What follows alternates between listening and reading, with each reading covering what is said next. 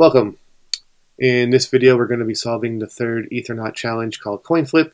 And I believe the real overall point of this exercise here is just to illustrate that nothing is truly random on the blockchain, just due to the inherent fact that any sort of logic that's used to create so-called randomness will be exposed for everyone to see and to copy.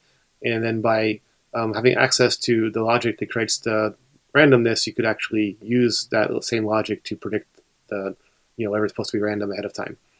In case anyone out there wants to implement some sort of randomness on the blockchain, there's actually off-chain solutions that could help generate randomness on-chain. For example, Chainlink is very well known for that.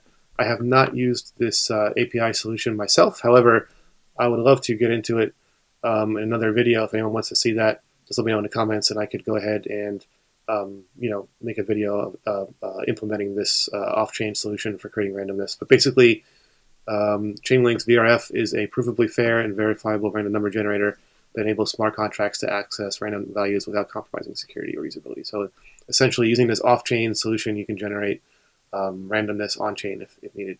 So some of the applications could be building games, NFTs, random assignment, duties, resources, and so on. But let's jump back into what we're doing here today, which is solving this level. So here we go. This is a coin flipping game where you need to build up your winning streak by guessing the outcome of a coin flip. To complete this level, you need to use your psychic abilities to guess the correct outcome 10 times in a row. And then things that might help, well, it says telling us to see another section called Beyond the Console. But I think by now we know how to use Remix. We also know how to use Hardhat and JavaScript as well to interact with the blockchain. So we'll be doing the latter today and using the Hardhat and JavaScript method of doing it. Let's go ahead and see how we can guess this outcome 10 times in a row by analyzing the contract here. So we have a few state variables. We have the consecutive wins, last hash, and this factor, really large number here.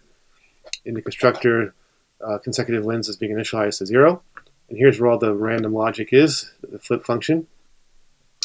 First of all, there's a safety check here. So they're taking the block value and basically, block hash rather, and then doing it for the previous block and then casting it to a uint256. And then they're assigning that to the variable here, last hash. And that way they're making sure that you can't just call it 10 times in a row within the same transaction, or in other words, within the same mined block. It has to be different blocks when you're trying to guess each time. And then the actual logic for the randomness would be down here. So they're taking the block value, which is that uint256 that was casted from the block hash basically, and then they're dividing it by this factor number. So basically, if the hash casted as a uint256 rounds down to 0 when divided by the super large number, then it's going to be false. However, if it only rounds down to 1, then it's going to be true. So that's essentially the logic for the heads or tails here.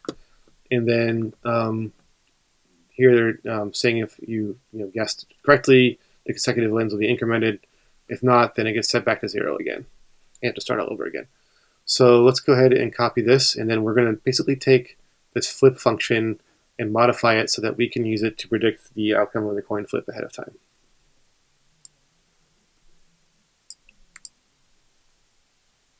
Actually, I'm sorry, I'm going to copy the whole contract. That way we can create our own ABI as well to interact with the contract later on. You can see here I have the 3 files, the one we're pasting into now to create the ABI, as well as our JavaScript file.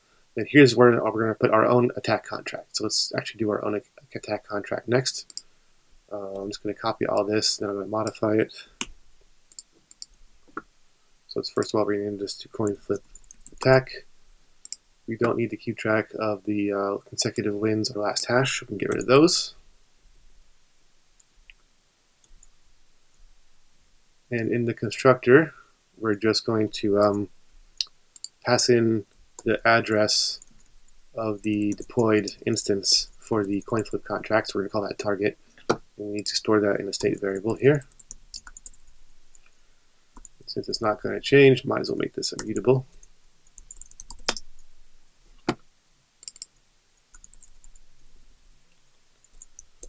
And then next, we're going to modify the flip function so that we could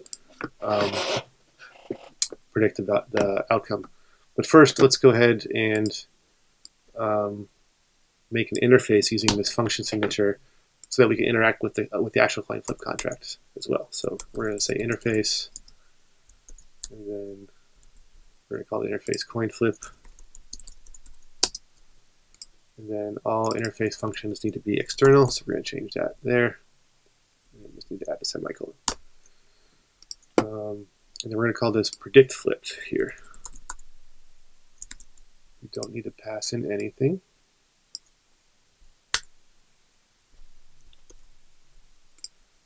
This can be internal. And then we don't need this logic here either. All we're going to do is just predict the coin flip like so. And then let's do an implicit return here. So I'm going to say bool side. And then that way Solidity should implicitly return the value here after doing this calculation to see whether it's going to be heads or tails. So next we need to make a function called attack that we're going to call 10 times in a row off-chain, and that will be hopefully enough to solve this level. Let's give it a try. So attack does not need any parameters. It's going to be external. I'm not going to return anything. And then let's go ahead and make a reference to, well, first of all, let's go ahead and make a loop. No, I'm sorry, the loop is going to happen outside the contract. So let's just go ahead and, like I said, call the flip function of the coin flip contract using this interface here. So here we go. So coin flip, we pass in target, flip. I knew I got ahead of myself there. We actually need to get the guess first. So we're going to say guess equals predict flip. Then we're going to pass that guess here.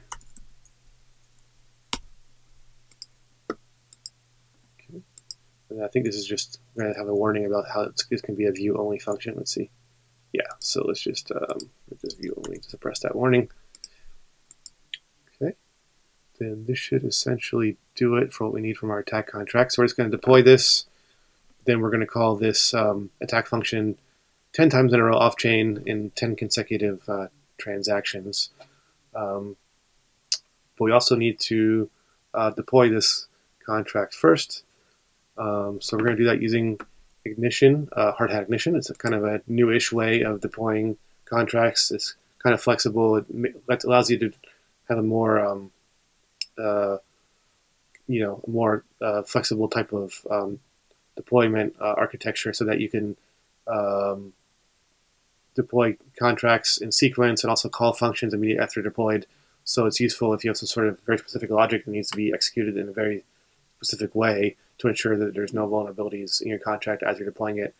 For example, if you have some sort of diamond or proxy type of implementation, this most likely is what you'll be using to deploy those. But ours is very simple here. We're essentially just saying, okay, make a reference to the CoinFlip attack contract we just made, and then pass in this value to the constructor, and then return us the address of that contract in the console. So I need to first paste in the instance address here. So let's go ahead and grab that from the console. Okay. Then while I'm at it, let's go ahead and paste this everywhere else as needed. So we're going to need this in our script when we call our own contract later. And then we're also going to need it in the unit tests, so we make sure that we have the 10 consecutive wins as well. Okay, and then we're going to go ahead and now deploy the contract. Let's look at it and save the attack contract. Oh, let me save that. Okay. So it's going to be npx hardhat ignition deploy. And then we need to specify the file path.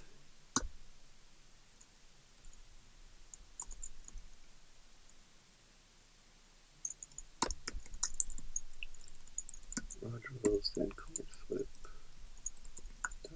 CoinFlip.js. That's only specified a network. We're using Sepolia.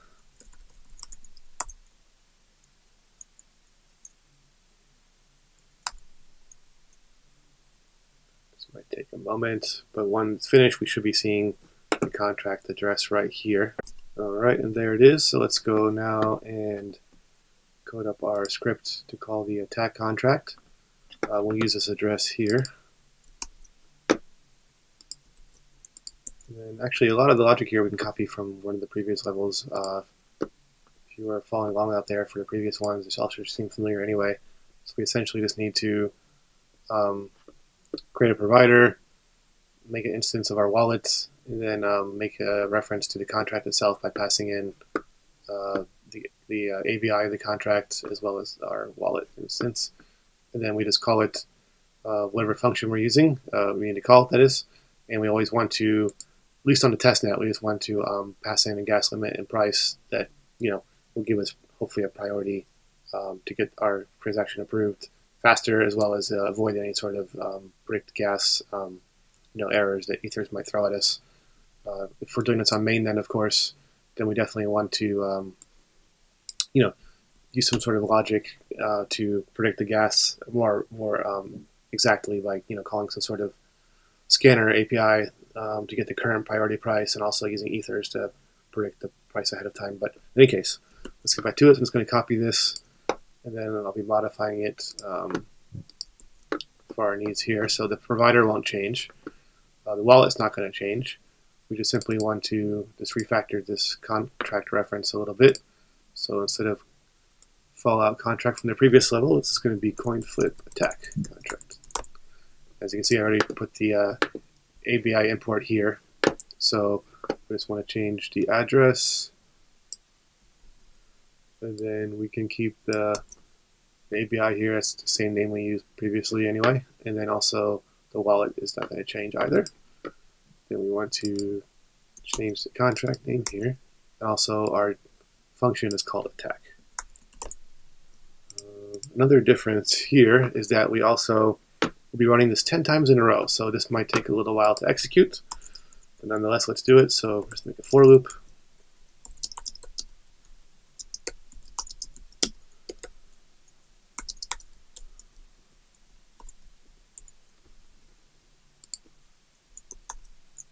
Just quickly format this. There we go.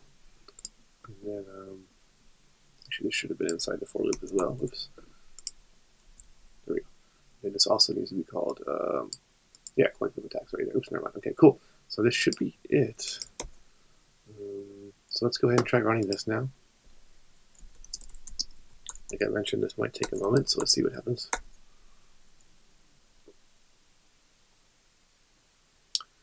Okay, yeah, so that did end up taking a while, so I just went ahead and fast forwarded there. But nonetheless, it did execute successfully as well. So if we go to our unit test, hopefully it'll pass. So the test I just wrote here for us would be just checking to make sure that the consecutive wins does in fact equal 10. So let's give it a try. So hopefully this is going to pass. Let's see. Cool, it passed. So now if we go back over to Ethernaut, we should be able to submit the instance successfully. Let's see.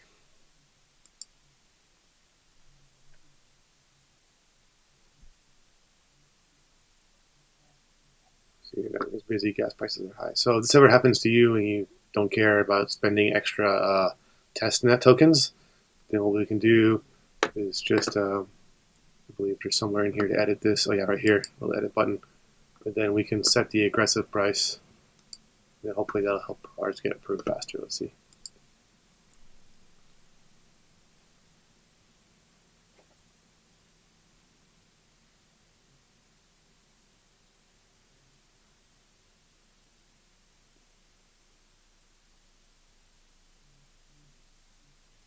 Cool, that's it. All right, that concludes this one, guys. Hope to see you in the next one. Take care.